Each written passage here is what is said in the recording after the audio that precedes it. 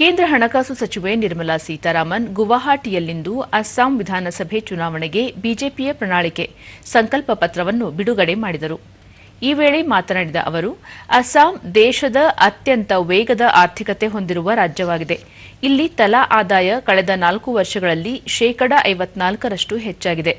NDA ಸರ್ಕಾರ ಅಧಿಕಾರಕ್ಕೆ ಬಂದ ನಂತರ ಅಸ್ಸಾಂನಲ್ಲಿ ಅಭಿವೃದ್ಧಿ ಪರ್ವ ಆರಂಭವಾಗಿದ್ದು, ಅದು ನಿರಂತರವಾಗಿ ನಡೆಯುತ್ತಿದೆ ಎಂದರು. ಅಸ್ಸಾಂನ ಅಭಿವೃದ್ಧಿಯ ಅಂಕಿ ಅಂಶಗಳನ್ನು ನೀಡಿದ ಅವರು, ಬಂಡವಾಳ ಹೂಡಿಕೆ ಮತ್ತು ಪ್ರಗತಿ ಎರಡರಲ್ಲೂ ಅಸ್ಸಾಂ ಸಾಕಷ್ಟು ಮುಂದಿದೆ. 2015-16ರಲ್ಲಿ ರಾಜ್ಯದ ಜಿಎಸ್ಡಿಪಿ 2.24 ಲಕ್ಷ ಕೋಟಿಯಷ್ಟಿತ್ತು. ಅದು 2025-26ರಲ್ಲಿ 7.41 ಲಕ್ಷ ಕೋಟಿಗೆ ಏರಿಕೆಯಾಗಿದೆ. 6 ದಶಕಗಳ ಕಾಲ ಆಡಳಿತ ನಡೆಸಿದ್ದ ಕಾಂಗ್ರೆಸ್ ಸಾಧಿಸಲಾಗದ್ದನ್ನು ಕಳೆದ 10 ವರ್ಷಗಳಲ್ಲಿ ಅಸ್ಸಾಂ ಸಾಧಿಸಿದೆ ಎಂದು ನಿರ್ಮಲಾ ಸೀತಾರಾಮನ್ ಹೇಳಿದರು. ಬಿಜೆಪಿ ಇದೀಗ ಜನರ ಮುಂದಿಟ್ಟಿರುವ ಸಂಕಲ್ಪ ಪತ್ರದ ಪ್ರಣಾಳಿಕೆ ನಾವು ಏನು ಭರವಸೆ ನೀಡಿದ್ದೆವೋ, ಏನು ಅಭಿವೃದ್ಧಿ ಮಾಡಿದ್ದೇವೆ ಹಾಗೂ ಮುಂದೆ ಏನು ಮಾಡಲಿದ್ದೇವೆ ಎಂಬುದರ ದಿಕ್ಸೂಚಿಯಾಗಿದೆ.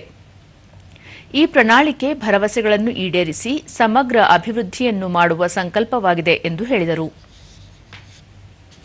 That has been transformed in 10 years in ways that 6 decades of Congress rule could never have achieved. That is the kind of achievement Assam has seen in the last 10 years. Today I want to lay that record before the people of Assam. So first to lay the records before you, and then of course to speak on the promises which are being given.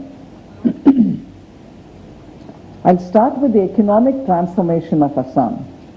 Assam's GSDP, the state's domestic product, in 2015-16 was 2.24 lakh crores. In 25-26, the year that we finished today, and the new year starts from tomorrow, day after. 15-16 was 2.24 lakh crores. 25-26, which is ending today, stands at 7.41 lakh crores. This is a 3.3 times increase in a decade, within 10 years. Assam is today one of the fastest growing economy among the states that we know.